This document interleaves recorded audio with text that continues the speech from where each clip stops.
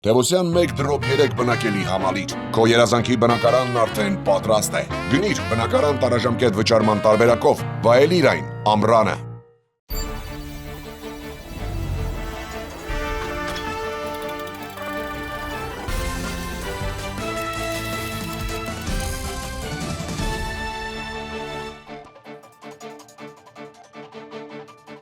Բարի երեկո հարգելի հեռուստադիտողներ, 168 TV-ին շարունակում է աշխատանքը, եթերում Ռևյուն է, զրուցակիցս այսօր Դեմոկրատական այլընտրանք կուսակցության նախագահ Սուրեն Սուրենյանցն է։ Բարև ձեզ, պարոն Սուրենյանց, շնորհակալ եմ մեզ շաբերն ընդունելու համար։ Պարոն Սուրենյանց, այսօր 5-շաբթի է, կառավարության հերթական նիստի օրն էր եւ շատ երկար հետևեցի կառավարության նիստին, նիստի մեծ մասը Նիկոլ Փաշինյանը նվիրեց իրավապահներին հրահանգներ տալուն։ Փաշինյանը 7 տարի է իշխանում, բայց կարծես թե նոր է բացահայտել, որ օրինակ հնարավոր էր, որ նախկինների օրոք 100 դրամով հող է վաճառվել եւ ինչ էր ասում, իրավապահներին ասում էր բոլորդ հաթաթ գնում եք, տեսնում եք որտեղ ապօրինի հող է վաճառվել 100 դրամով, քրեական գործեր եք հարուցում, քրեական գործեր հարուցվելու մասին իմացանք նաեւ 3, երրորդ նախագահ Սերժ Սարգսյանի նկատմամբ է նոր գործ հարուցվել, նոր մեղադրանք է առաջադրվել գլխավոր դատախազն է շուտով գնալու ազգային ժողով, պատիվ ունեմ խմբակցության պատգամավոր Տարոն Մարգարյանին եւ նաեւ նախկին ԿՊԱ-ական Հովիկ Աղազարյանին անձեռնմխելիությունից զրկելու հարցով։ Եվ այս բոլոր հրահանգներին երբ հետևում ենք, հասկանում ենք, հարց է առաջանում Գյումրիում սպասվող ընտրություններն են Նիկոլ Փաշինյանի մոտ նման նյարդային ջղաձգումներ առաջացրել, թե իսկապես ինքը որոշել է 7 տարի հետո որոշել գնալ ապօրինի հողերի վաճառքով զբաղվել։ Գիտեք, նման բան, եթե Նիկոլ Փաշինյանը աներ հետ հեղափոխական առաջին ամիսներին, ընդཐུպ միջև 44 օրյա պատերազմ, գուցե հասկանալի լիներ, կենթադրեինք, որ հեղափոխական էներգետիկայով մեկը եկել է եւ փորձում է երկրում օրինականություն հաստատել։ Հիմա այս քայլերը, որ նա անում է, ջղաձգման տպավորություն են տալիս եւ օրինականության հաստատման հետ ընդհանրապես աղերս չունեն, եթե նույնիսկ նախկինում ինչ-որ հանցագործություններ տեղ գտել են, հա, ասեմ ինչու։ Առաջին հերթին, որովհետեւ մեր հասարակությունը հասկացել է, որ սա կապված է ընտրական կամպանիայի հետ։ Այսինքն ցանկացած ընտրական ցիկլից առաջ Նիկոլ Փաշինյանը ինչ-որ մարկանց դեմոնիզացնում է իր ճակերտավոր հրեշտակային կերպարը ցույց տալու համար։ Սա նույնիսկ արդեն ծիծաղելու էլ չի, ինչ-որ էժան կոմեդիա է, հա։ Այսօրվա իր ելույթը շարունակությունն էր Գյումրիում ունեցած հայտնի ելույթի։ Պատճառը շատ պարզ է։ Գյումրիում տեսական հնարավորություն անգամ ԿՊ-ի հաղթանակի գոյություն չունի։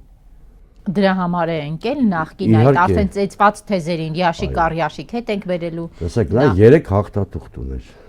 Տեսական 3 հաղթաթուղթ ուներ Փաշինյանը դարձնելու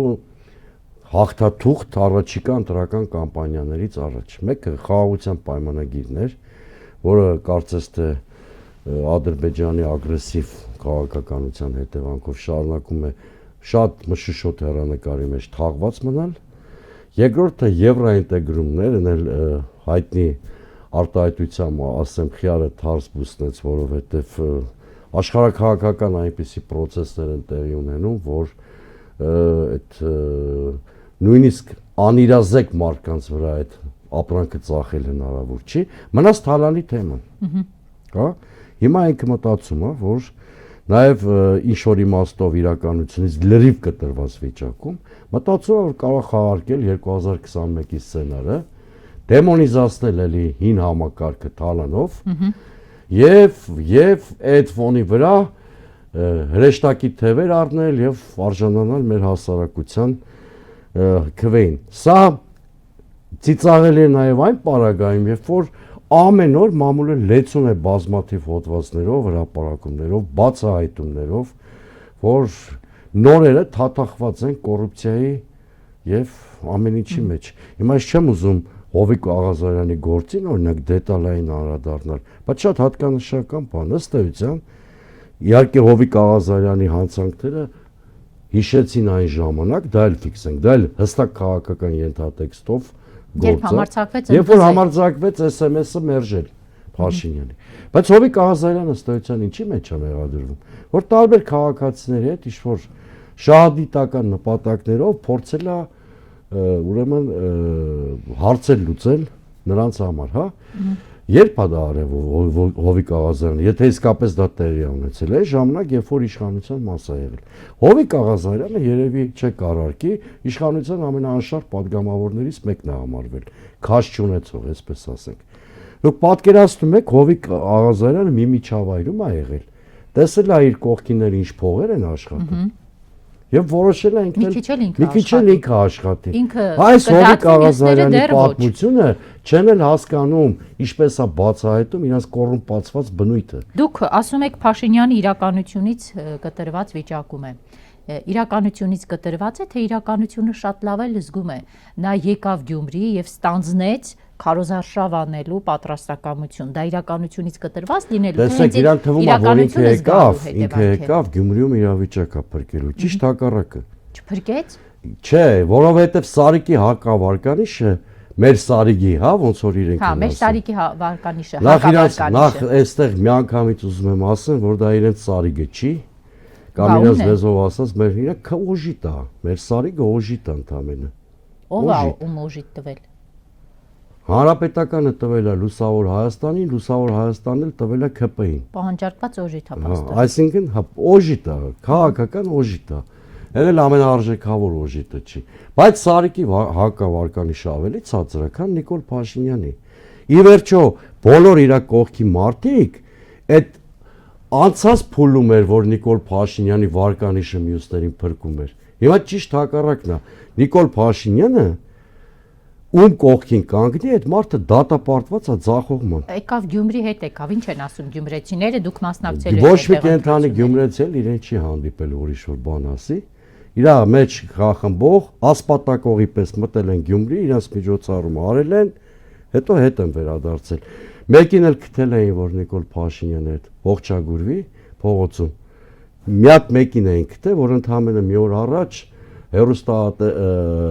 խցիկի առաջ երթվում էր, որ Վարդան Ղուկասյանի աջակիցն է։ Այսինքն հասկանում եք իրենց բանը։ Ընդհանրապես ասած ինքը մի բան գիտակցել է, որ անգամ Չալոն ու Ախուրյանցի անուն այլևս իրենց ձայն չեն տալու եւ երկու բան կա իր մեջ։ Մեկը adekvatության կորուստն է, որ իրան թվում է ինքը կարող է վիճակ փրկել։ Եվ երկրորդն է, որ արդեն դրանից պիտի զգուշանանք եւ ավելի լուրջ վերաբերենք, որ նա ըստ էության այսօրվա նիստում, Գյումրիի ելույթում ռեպրեսիվ մեքենան ամբողջ ծավալով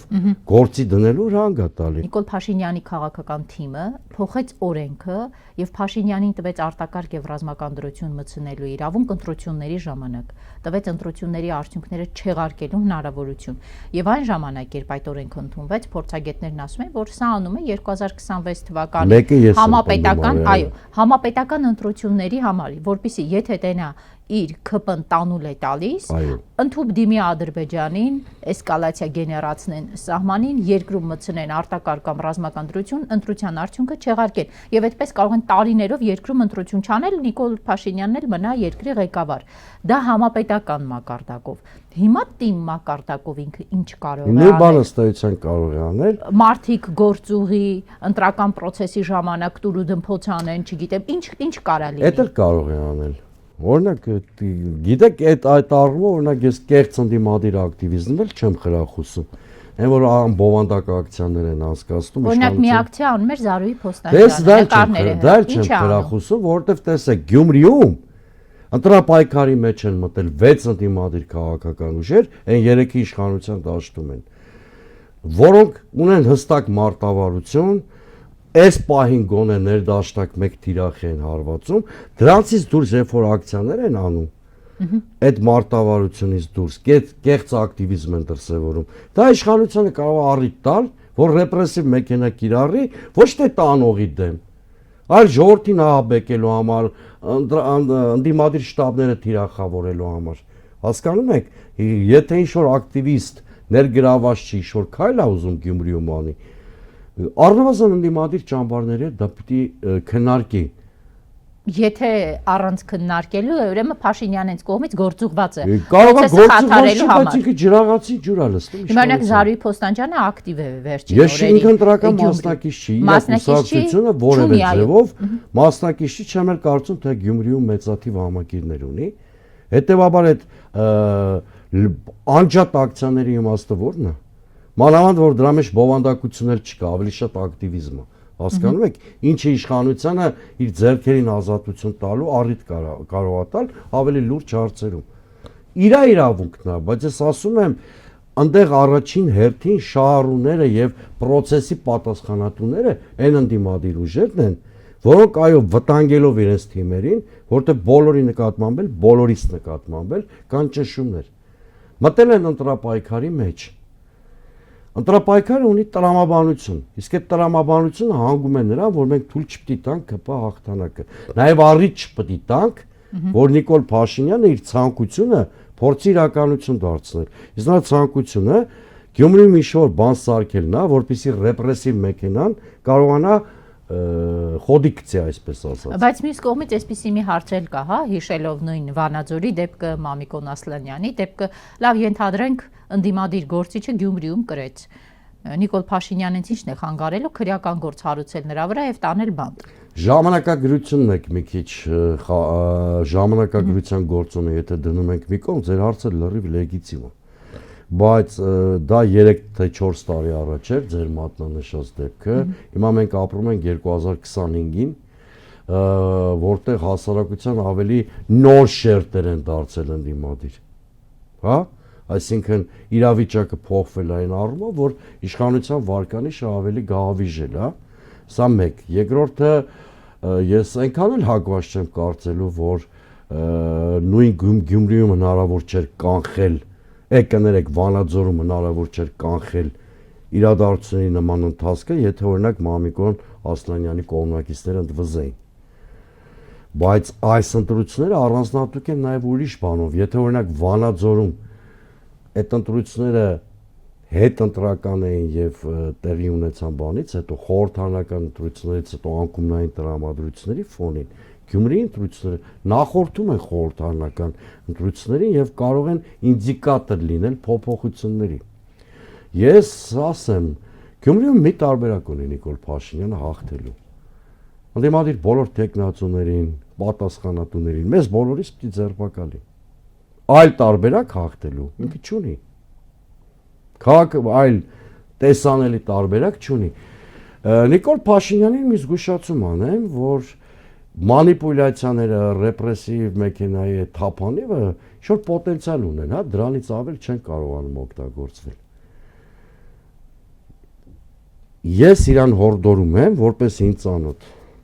իր քաղաքակիրթ հեռանալու վերջին հնարավորությունները չսպառի։ Ինչ է նշանակում քաղաքակիրթ հեռանալու վերջին հնարավորություն։ Այ որ ընտրության կեղծիքը, բռնությունները, այս ռեպրեսիաները կարող են բերել հակազդեցության, հեղափոխության ճանապարհով։ Այսինքն նոր հեղափոխություն Հայաստանում հնարավոր է Գյումրիում ընտրությունները, Չէ, արդյունքները։ Գյումրիով եկեք մենակ չդատենք, բայց Լավ, դուք Գյումրին այսինքն նոր հեղափոխություն Հայաստանում չեք բացառում։ Եթե այս ընտրական ցիկլից մինչև 2026, հա, Նիկոլ Փաշինյանը այս հռետորաբանությամբ ու ռեպրեսիվ մեքենայով շարունակի գործել, այո, ես չեմ բացառում, որ հանդիպելու է մեծ դիմադրության, այդ թվում ներքաղաքական շատ խոշոր ցնցումների ձևով։ Բայց ինքը ունի Ալիևի եւ Էրդողանի ամենաջերմ աջակցությունը, պարոն Սուրենյան։ Ավելի վատ ազգային ազատագրական բաղադրիչ կունենա այդ պայքարը։ Գիտեք, պարտությունը ճակատագիր չի։ Այո, մենք ավելի համեստ արտաքին քաղաքական օրակարգ պիտի ունենանք, բայց ի վերջո այս ժողովուրդը չի կարող նվաստացվել միջև հատակը, հա։ Եվ այդ բոլոր բաները մենք պիտի նկատի ունենանք եւ իր ռեսուրսը արդեն ամբողջովին Փաշինյանի մաշված վիճակում է։ Ես չեմ կարող գյումրեցիների տրամադրությունը մեր հարգելի հեռուստադիտողներին փոխանցեմ, որովհետեւ դուք կտուգանվեք, ես քրեական պատասխանատվությամբ։ Ինչ են անում, զզվում են։ Ոչ նորմատիվային բառապաշարով են արտահայտվում Նիկոլ Փաշինյանի մասին, ասենք 10-ից 8-ը։ Ես որևէ իշխանության պարագայում Հայաստանը ունեցել է նախորդիվ 3 իշխանություն, չէ՞։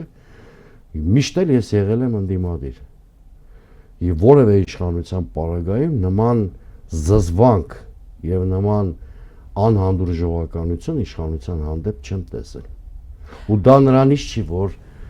խորհրդարանական ընդդիմությունը կամ ընդդիմադիր մեկ այլ սեգմենտ է դա հասարակական գիտակցության մեջ ներշնչել, որտեղ երևի կհամաձայնվեք, որ ոչ մեկից վարկանիշն էլ առանձնապես շատ բարձր չի, որ մենք մեր խոսքով կարողանանք հասարակական այդքան մեծ զանգվածներ տրամադրել իշխանության դեմ։ Եթե նույնիսկ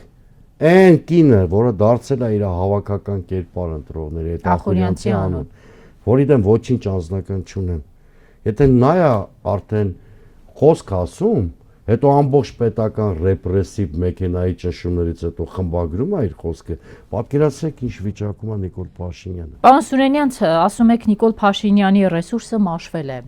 Բա մաշված ռեսուրսով ինչպես է համարձակվում Ալիևի ասածները կրկնի Հայաստանում եւ ինչպես որ Ալիևն է պահանջում, խոսի Հայաստանում նոր սահմանադրության անհրաժեշտության մասին եւ ասի, որ նոր սահմանադրությունը Հայաստանի կունենա տարածաշրջանային նշանակություն։ Հերթական բառն է գտել, գեղեցիկ, տարածաշրջանային նշանակություն։ Փաթեթավոր, հերթական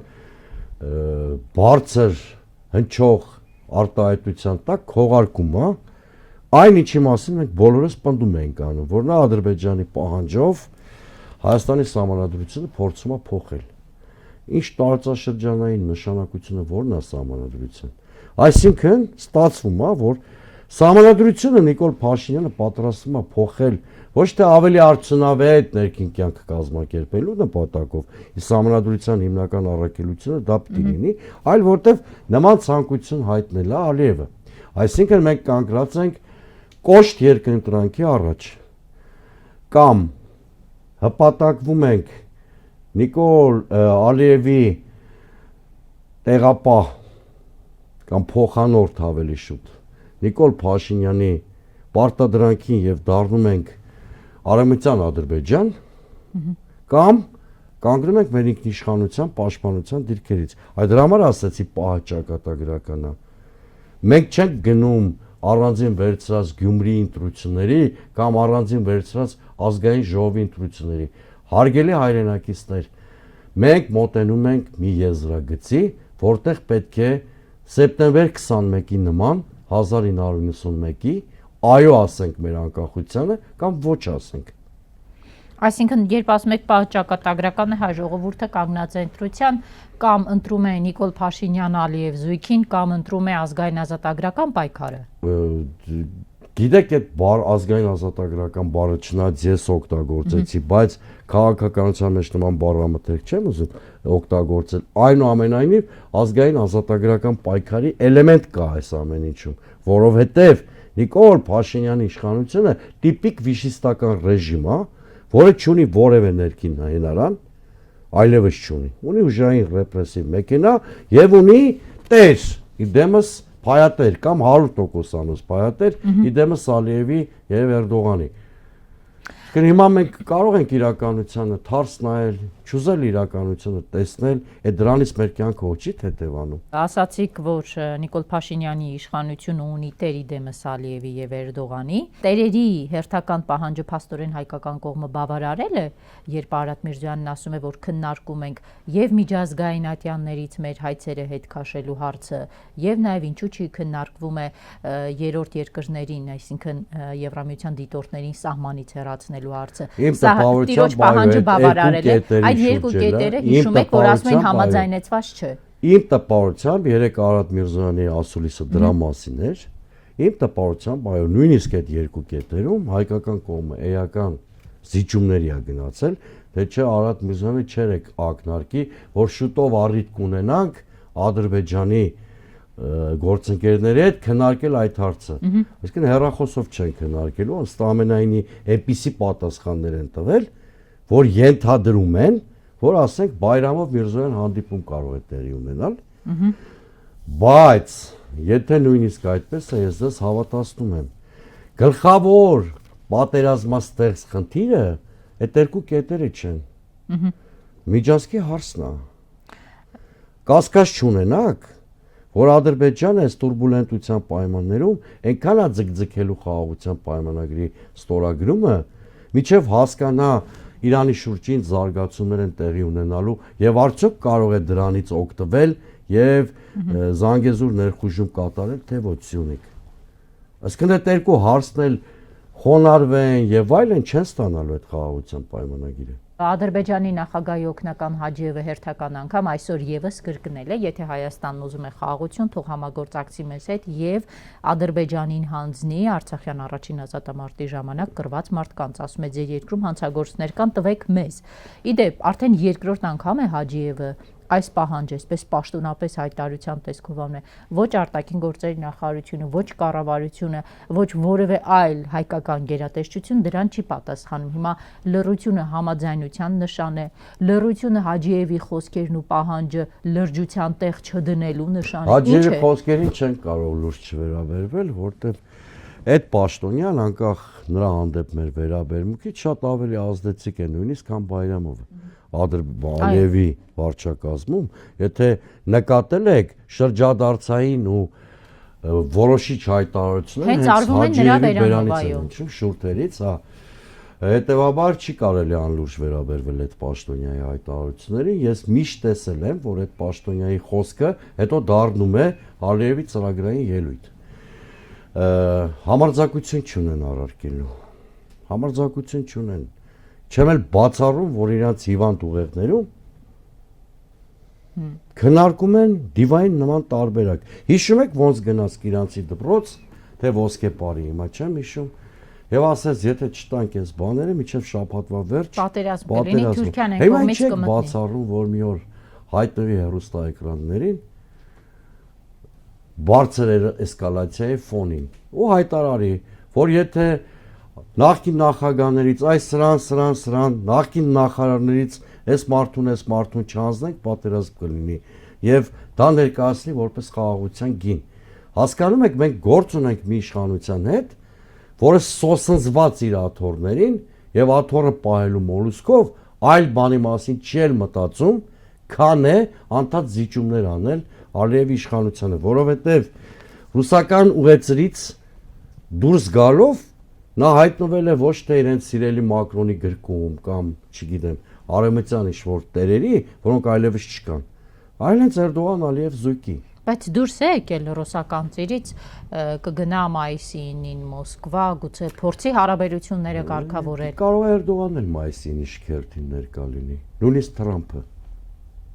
Այնքան արագ են աշխարհակաղակական զարգացումները, սրընթաց, հա, որ բաներ ենք տեսնում, որ երեք անհավատալի էր թվում։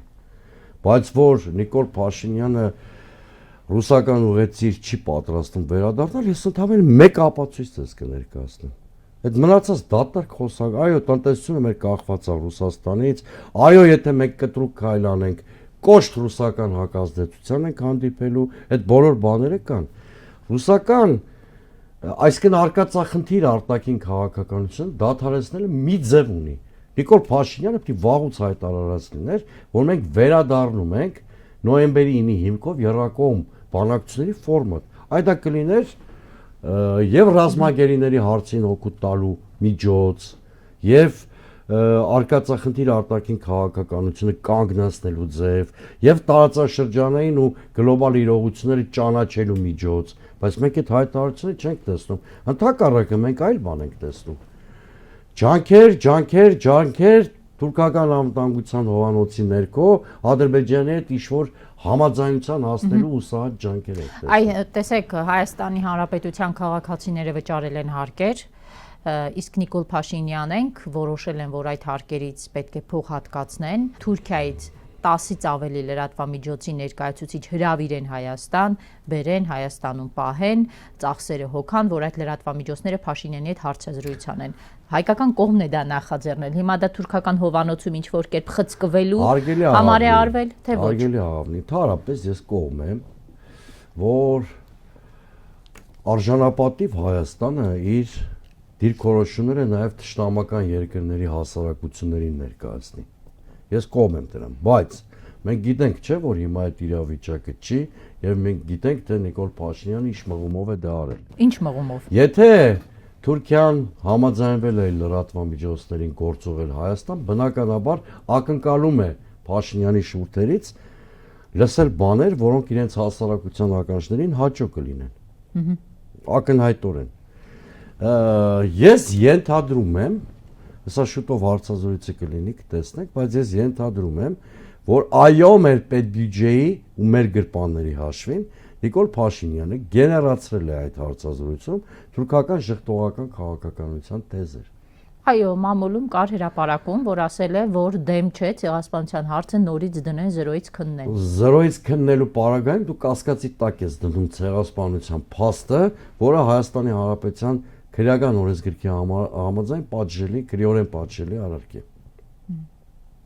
Եվ ակնհայտորեն ձեր հարցը միանգամայն լեգիտիմ է։ Այ երբ որ Հայաստանը ուժեղ երկիր էր,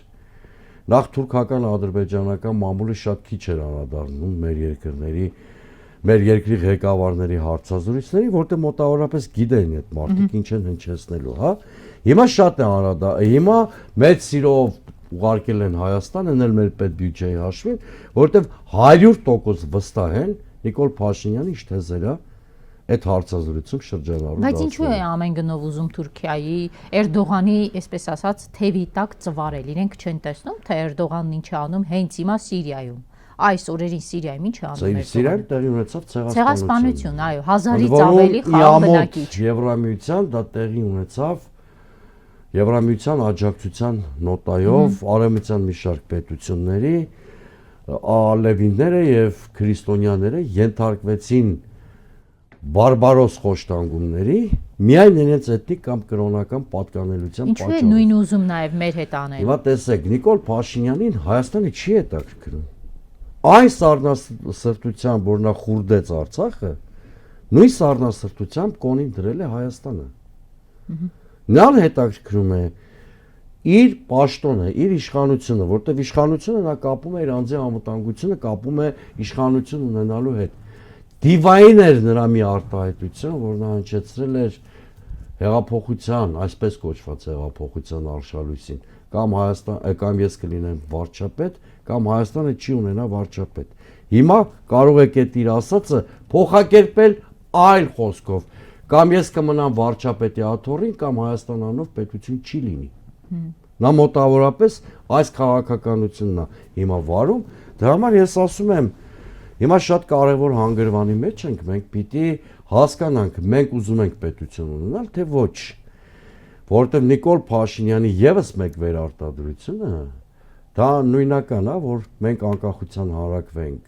հարակվեինք մասնակցել եւ անկախությանը ոչ ենք ասել։ 21-ին մենք ոչ ասեցինք Արցախի գոյությանը։ 2026-ին դրված է կողմ ենք Հայաստանի պետության գոյությանը, թե ոչ։ Էլ կորցնելու բան չունենք, սա վերջին հանգրվանն է։ Շնորհակալ եմ։